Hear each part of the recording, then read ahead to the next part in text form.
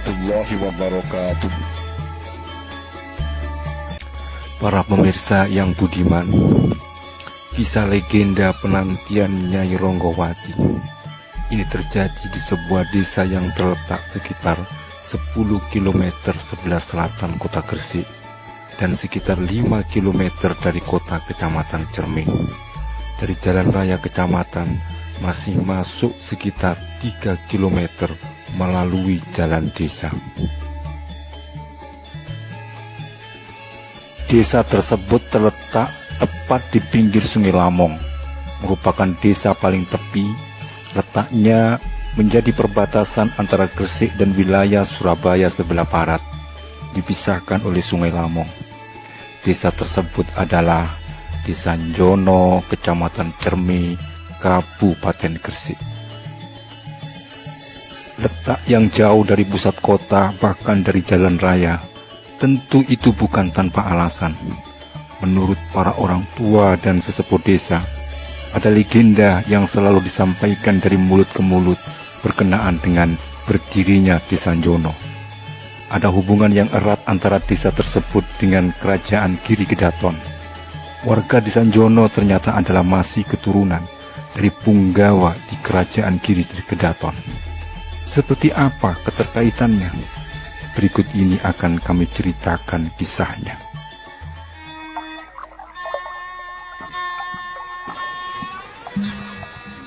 Pada tanggal 27 April 1680, Giri Kedaton diserang secara besar-besaran oleh pasukan gabungan Mataram dan VOC Belanda. Mataram yang kala itu dipegang oleh Amangkurat II menyerang Giri Kedaton karena dianggap turut membantu pemberontakan Pangeran Trunojoyo dari Madura. Lantas kenapa Giri Kedaton membantu Trunojoyo? Dari sini saya mencari beberapa referensi sejarah dan akhirnya saya temukan jawabannya. Berawal dari wafatnya Sultan Agung. Setelah Sultan Agung wafat pada tahun 1645, tahta Mataram dilanjutkan oleh Raden Mas Sayyidin dengan gelar Susuhunan Prabu Amangkurat Agung atau yang disebut dengan Amangkurat I. Berbeda dengan ayahnya yang selalu melawan Belanda atau VOC, Amangkurat I justru merangkul bangsa penjajah agar kepentingannya terlindungi. Tidak hanya itu, Amangkurat I juga sering berbuat semena-mena terhadap rakyat dan bawahannya. Konon, dialah Raja Mataram yang pernah membantai sekitar 5.000 ulama dan keluarganya. Akibat perilaku Amangkurat yang demikian, menyebabkan banyak terjadi pemberontakan pada Mataram, baik dari dalam kalangan istana maupun dari daerah kekuasaan yang dulu pernah ditaklukkan Sultan Agung mendiang ayahnya. Pada puncaknya, ketika seorang bangsawan dari Madura yang bernama Pangeran Trunojoyo yang melakukan pemberontakan pada tahun 1675 dengan dibantu orang-orang Makassar yang dipimpin Karainggalesong dan orang Mataram sendiri yang dipimpin Raden Kajoran melakukan pemberontakan pada Mataram.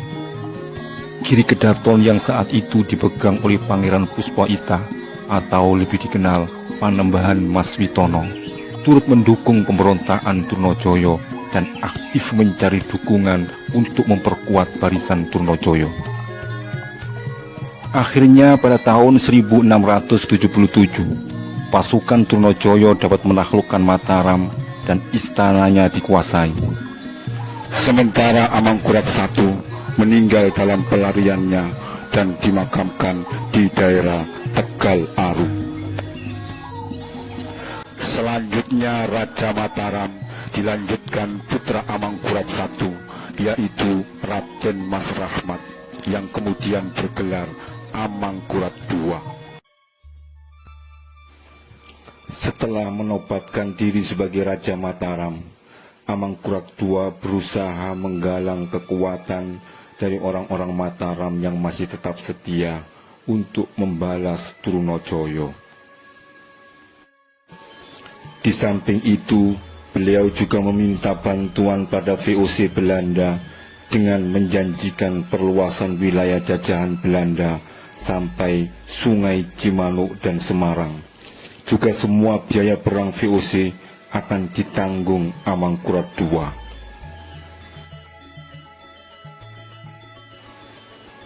Maka dengan perjanjian itu, VOC Belanda terus menyerbu Trunojoyo sampai ke Jawa Timur, hingga akhirnya Pangeran Trunojoyo terkepung oleh pasukan gabungan Mataram dan VOC Belanda. Pangeran Trunojoyo akhirnya ditangkap dan ditawan. Setahun kemudian, pada akhir tahun 1679, Pangeran Trunojoyo meninggal akibat ditikam Amangkurat II saat menjadi tawanan VOC Belanda. Setelah Trunojoyo dan sekutunya satu persatu dihancurkan, tibalah giliran Giri Kedaton, sekutu Trunojoyo yang paling akhir, yang masih mempunyai kekuatan cukup besar. Pada bulan April 1680, pasukan besar gabungan Mataram dan VOC Belanda datang beramai-ramai menghancur leburkan Giri Kedaton. Para punggawa Giri Kedaton dengan gagah berani melawan dan menahan gempuran Mataram dan VOC Belanda. Penyerangan VOC Belanda mengalami kesukaran dalam menerobos benteng tentara Giri Kedaton. Hal ini pernah dinyatakan oleh seorang tentara dari Belanda. Katanya, pertempuran melawan Sunan Giri itu adalah pertempuran yang paling sengit dan paling berdarah, karena Sunan Giri yang sudah lanjut usianya itu ternyata penantang yang paling gagah dan paling gigih melawan Belanda dan Amangkurat II. Tetapi akhirnya Sunan Giri yang sering dijuluki oleh Belanda sebagai Paus Islam atau Kiai Jawa yang keramat atau congkak itu terpaksa kalah karena keunggulan senjata dan lebih banyak tentara koalisi VOC dan Amangkurat II. Akhirnya Giri Kedaton dapat dikalahkan.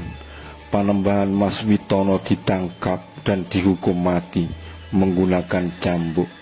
Tidak hanya itu, anggota keluarganya sebagian besar juga dibunuh.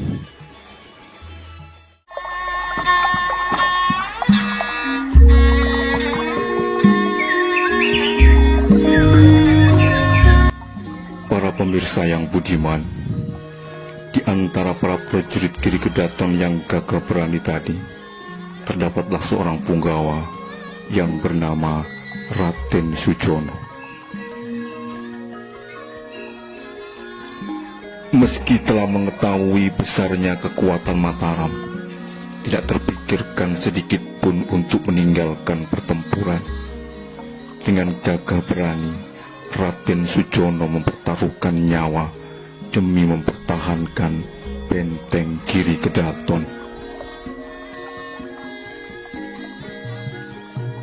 Sebelum berangkat ke medan perang, Raden Sujono sempat menyuruh istrinya, yaitu Nyai Ronggowati, agar pergi bersama anak-anaknya ke arah selatan sampai ke tepian Sungai Lamong.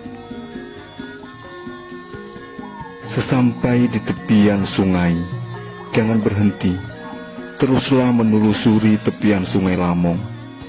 Bila kau dapatkan tempat yang di sana banyak terdapat pohon asem, maka berhentilah di situ. Tinggallah di situ bersama anak-anak. Ajaklah wanita lain dan anak-anaknya ke arah sana. Sebelum perang ini, aku sudah pernah ke sana saat para punggawa melihat situasi aliran Sungai Lamong. Aku sempat istirahat di tempat itu. Tempatnya sangat nyaman. Kala itu aku sempat berpikir untuk tinggal di situ, membuka hutan untuk lahan bertani. Tunggulah aku di sana. Bila Allah memberiku umur panjang, Aku akan menyusulmu. Bila aku meninggal dalam pertempuran ini, aku titipkan anak-anak kepadamu. Ajarilah mereka untuk selalu taat beribadah. Ajarilah untuk selalu membina kerukunan. Ajarilah mereka untuk selalu mengenang leluhurnya.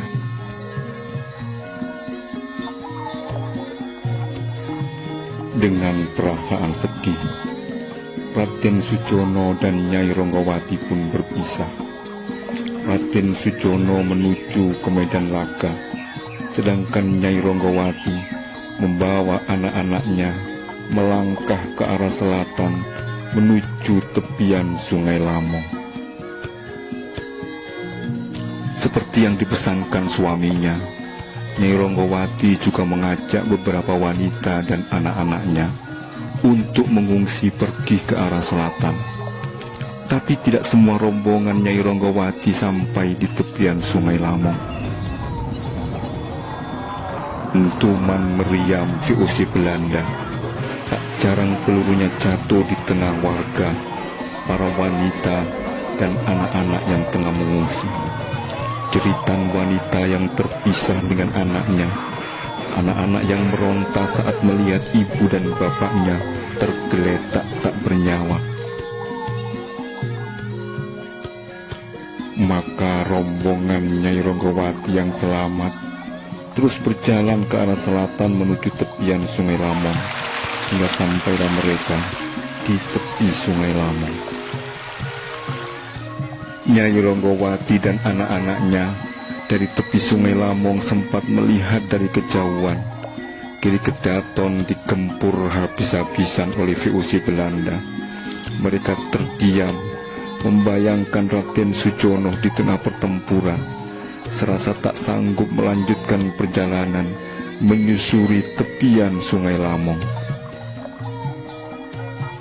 Tapi tiba-tiba mereka dikejutkan dengan adanya sekelompok prajurit Mataram dengan menunggang kuda mendekat ke arah mereka. Nyai Ronggowati dan anak-anaknya serta beberapa pengungsi lain benar-benar tak tahu kemana mereka harus berlari. Dengan tanpa banyak berpikir, Nyai Ronggowati akhirnya menyuruh semuanya agar masuk ke dalam sungai dan bersembunyi di balik rumput-rumput ilalang yang tumbuh dan rimbun di dalam air di tepian sungai. Maka ketika pasukan Mataram telah mendekat, mereka pun sempat heran karena tak ditemukan seorang pun di tempat itu. Tapi mereka tetap merasa yakin kalau di situ benar-benar melihat sekelompok orang dari Giri Kedaton. Mungkin mereka bersembunyi di dalam sungai, kata seorang dari prajurit Mataram. Akhirnya mereka pun bersiap untuk masuk ke dalam sungai. Tiba-tiba pemimpin dari kelompok prajurit memanggil anak buahnya. Tidak usah masuk ke dalam sungai, tidak mungkin ada orang di dalam situ, karena aku melihat banyak lili bule di situ. Seandainya ada orang di dalam sungai, tentunya lili-lili itu akan pergi, kata sang pemimpin prajurit kepada anak buahnya. Maka para kelompok prajurit Mataram pun pergi ke tempat lain mencari orang-orang Giri Kedaton. Entah dari mana lele-lele bule itu, dan kenapa juga tak mau pergi saat Nyai Ronggowati dan rombongan masuk ke dalam sungai. Bahkan seperti sengaja mereka datang menutupi Nyai Ronggowati dan keluarganya. Sebagai rasa bersyukur dan untuk selalu mengenang kejadian tersebut, Nyai Ronggowati berujar agar kelak anak keturunannya jangan menangkap dan memakan ikan lele bule. Kemudian Nyai Ronggowati dan anak-anaknya, juga beberapa yang lain yang masih bergabung dengan Nyai Ronggowati, melanjutkan perjalanan menyusuri tepian Sungai Lamong. Terkadang mereka masuk ke dalam sungai dan berjalan di tepian sungai menyusuri air. Akhirnya Setelah berkilo-kilometer menyusuri tepian Sungai Lamong, didapatilah tempat yang di situ banyak ditumbuhi pohon asem, bahkan besar-besar dan berbuah lebat. Bayangan kejadian dikejar sekelompok pasukan Mataram masih menghantui perasaan Nyai Ronggowati dan anak-anaknya. Maka Nyai Ronggowati mengajak anak-anaknya masuk ke dalam hutan dan mendirikan gubuk sekitar 1 kilometer sebelah timur dari tepian Sungai Lamong.